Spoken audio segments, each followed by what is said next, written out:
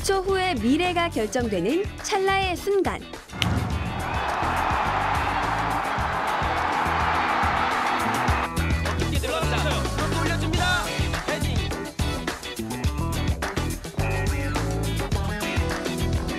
다시는 돌이킬 수 없는 승부의 갈림길.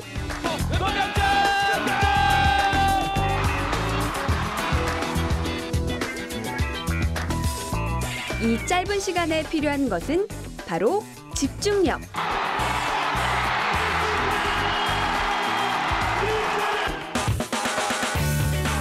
시선이 닿는 곳이 더욱 선명하게 보이고 그 주위는 흐릿하게 느껴지는 현상.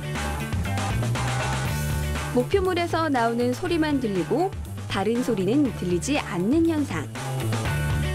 이것은 사람이 집중했을 때 일어나는 신체적 반응입니다. 집중력이란 이런 신체적 반응을 유지하는 힘을 말하죠. 현대인들은 미래 인재, 창의 인재의 조건으로 이 특별한 능력에 주목하고 있습니다. 그렇다면 집중력이란 어떻게 생겨나고 그 효과는 무엇이며 또 집중력을 높일 수 있는 방법은 무엇일까요? 뇌 과학 속에 숨은 집중력의 비밀을 알아보겠습니다.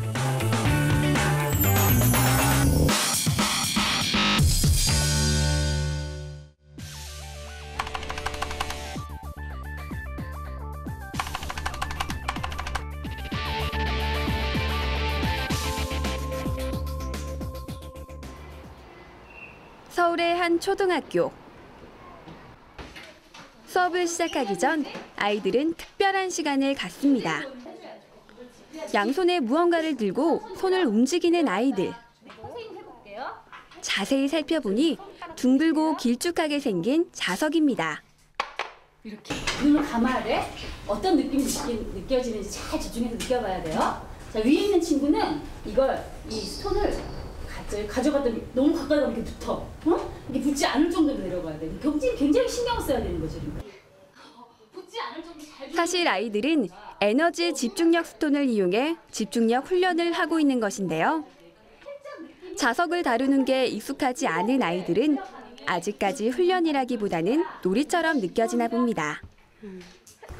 훈련을 처음에 해보니까 에너지 스톤을 가지고 한 번도 느껴보지 못한 그런 엄청난 힘이 느껴져가지고 굉장히 신기하면서도 막 집중이 팍 드는 거예요. 그래가지고 집중을 하면서 굉장히 집중하는 것 자체가 굉장히 재밌었던 것 같아요. 자석을 다루며 보이지 않는 자력을 느끼는 훈련. 과연 이런 활동을 통해 아이들의 집중력이 향상될 수 있을까요? 집중력 훈련의 성과를 확인하기 위해 아이들에게 훈련을 시작하기 전 뇌파 검사와 집중력 검사를 실시했습니다.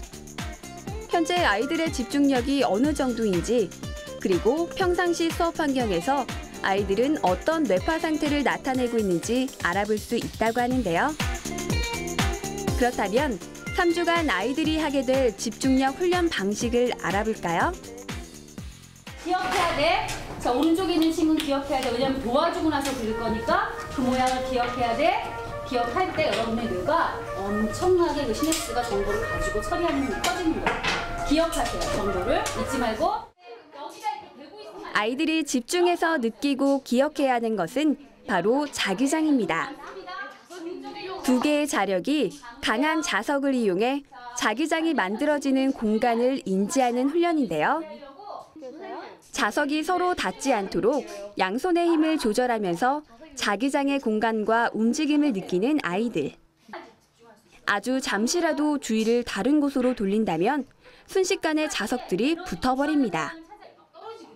손안의 감각을 모으고 집중력을 유지하며 보이지 않는 에너지를 느끼는 시간.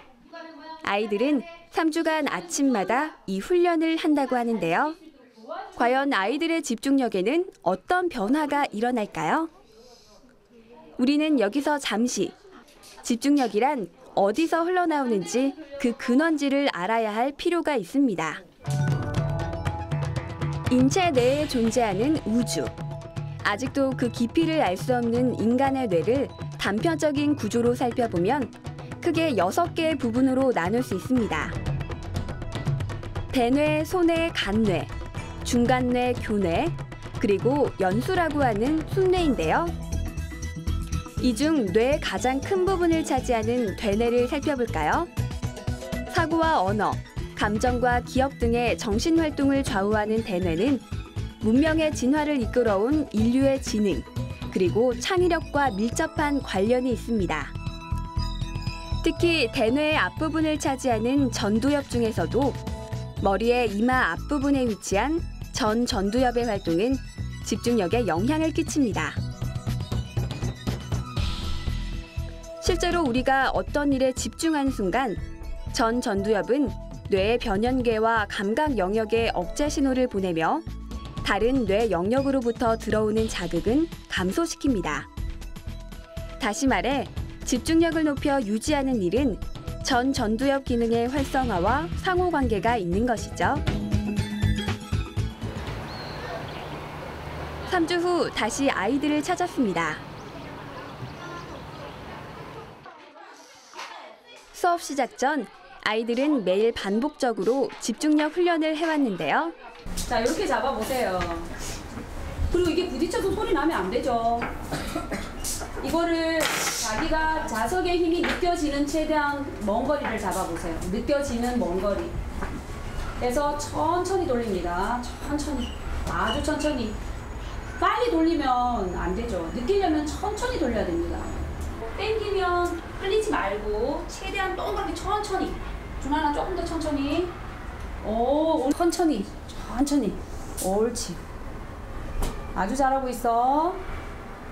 천천히. 처음 아이들을 만났을 때와는 달리 자석을 다루는 모습이 꽤 능숙해 보이는데요.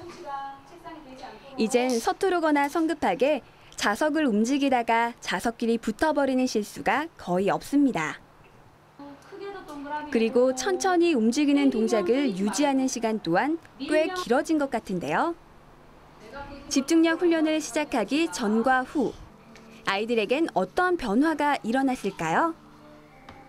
저의 자기장을 느끼고 나니까 이제 좀 뭔가 좀 차분해지고 좀 그랬던 것 같아요.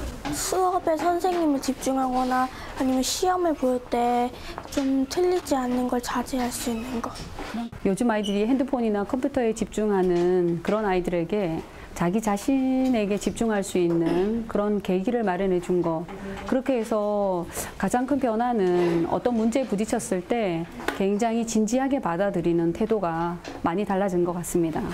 그리고 친구들이나 저희 교사의 이야기에 굉장히 귀 기울여 듣게 됐고, 그리고 학습하는데도 좀 집중력이 향상이 많이 된 것 같습니다. 선생님의 말씀대로라면 집중력 훈련의 효과가 제대로 나타난 것 같은데요.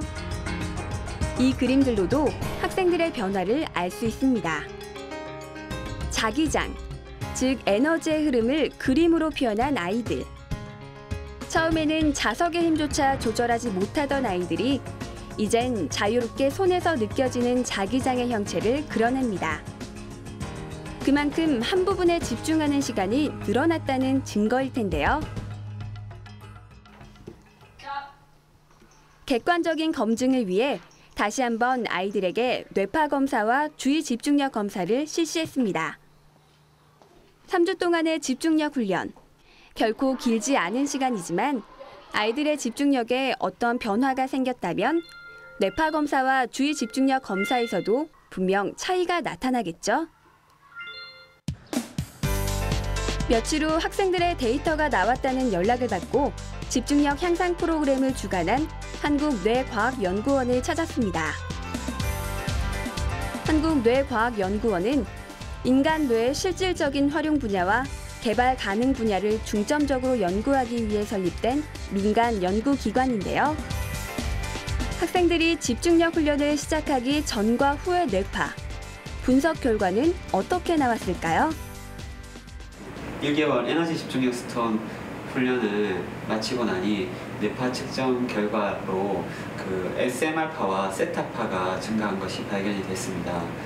SMR파는 그 집중 상태일 때 나타나는 뇌파이고 세타파는 뇌가 이완된 상태, 아주 편안한 상태일 때 나타나는 뇌파로 알려져 있습니다.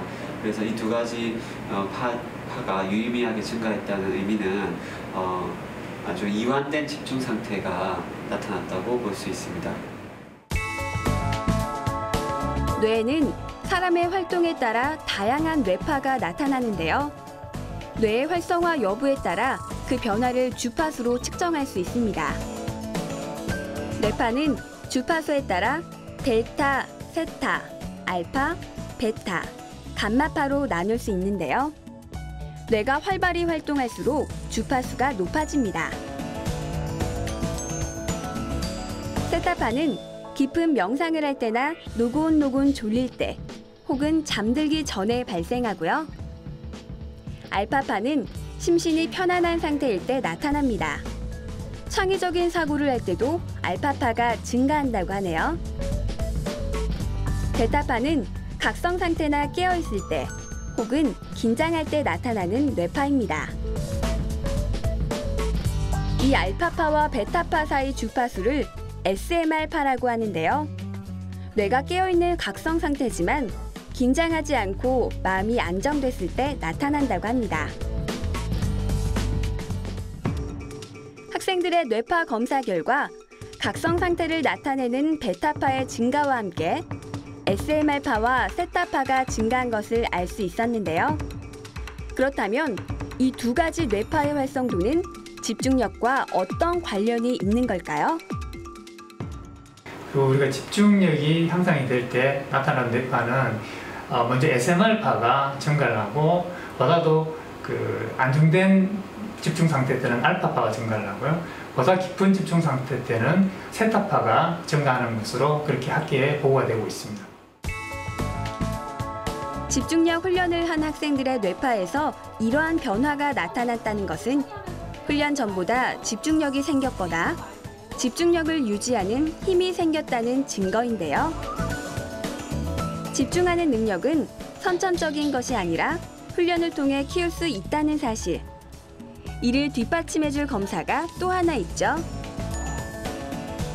학생들은 뇌파 검사와 함께 집중력 검사를 받았는데요. 제한된 시간 안에 도형의 연속성을 찾아내는 방식의 페어 집중력 검사는 학생들이 가지고 있는 주의 집중력 정도를 평가할 수 있는 표준화 검사 도구라고 합니다. 그렇다면 학생들의 집중력 검사 결과는 어떻게 나왔을까요? 이번 실험을 통해 가지고 그 실험을 했는 집단에서는 그 실험을 하지 않은 집단보다 주의 집중력 지수가 월등히 높게 나타났고요.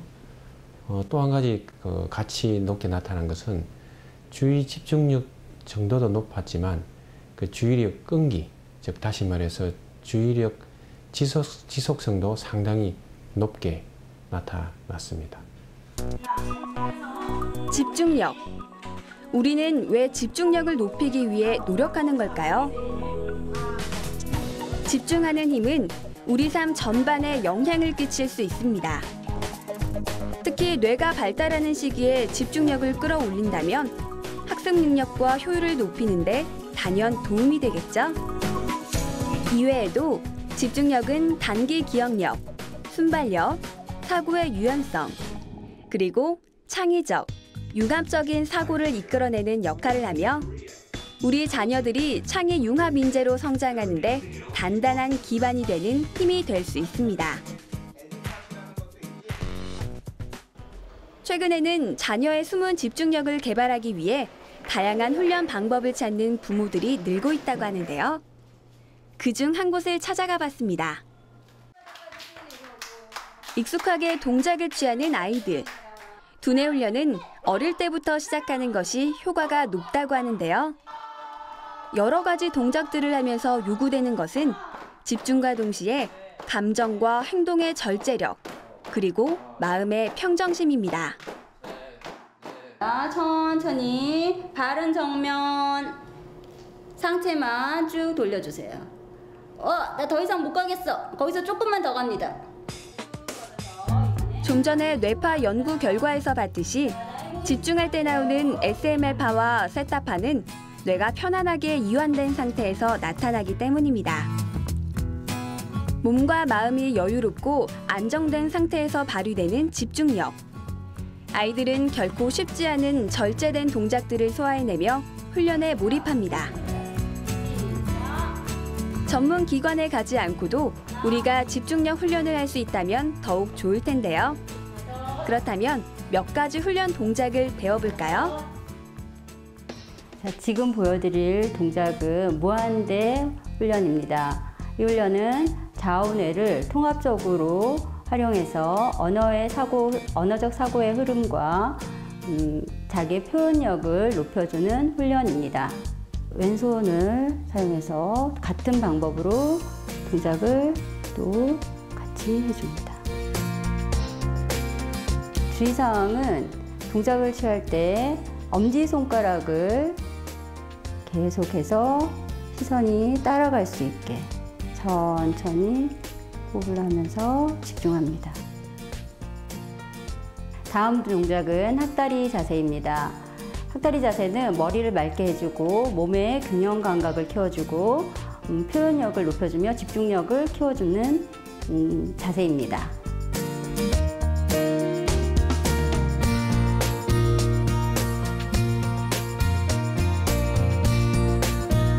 동작이 익숙해지면 눈을 감고 집중할 수 있도록 훈련을 합니다.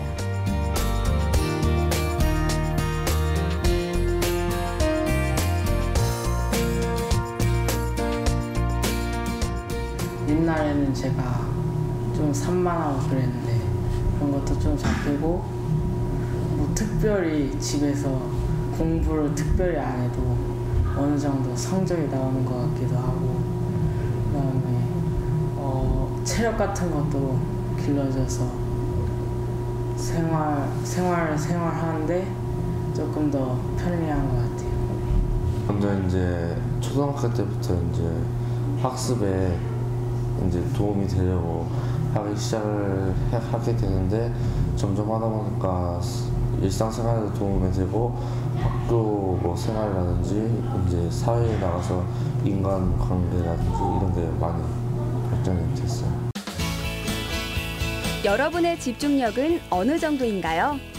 집중력의 차이는 아마도 그 힘을 가진 사람이 가장 잘 알 수 있을 것입니다.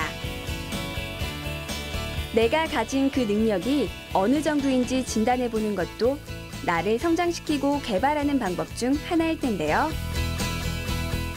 아직도 밝혀지지 않은 두뇌의 가능성.